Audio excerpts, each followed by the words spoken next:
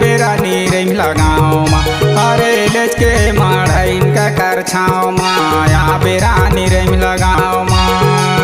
भाई और बहन मन कहानी सुने जाते रे आहू राजा रेम लगाओ मा ए लेच के मढ़ाइन करम छाओ मा आहू राजा रेम लगाओ मा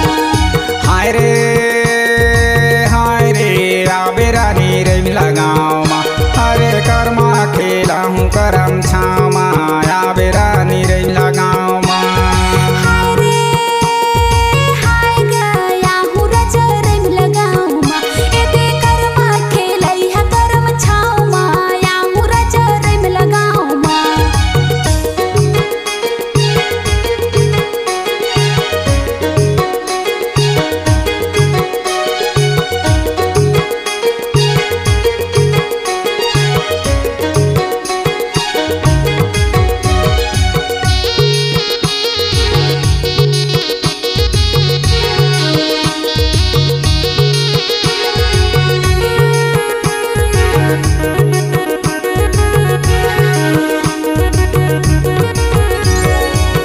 कोने हर झान धरे कोने माजीरा रे या बेरानी रेम लगाओ मा अरे काकारा घुंघरू बाजे पाओ मा या बेरानी रेम लगाओ मा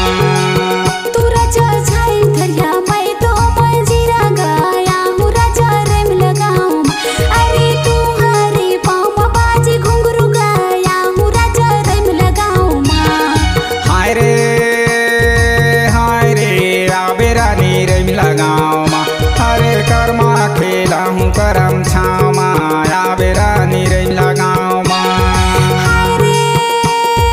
हाय गया हूँ राजा रेम लगाओ मा ए कर्मा खेलाई है करम छाओ मा या हूँ राजा रेम लगाओ मा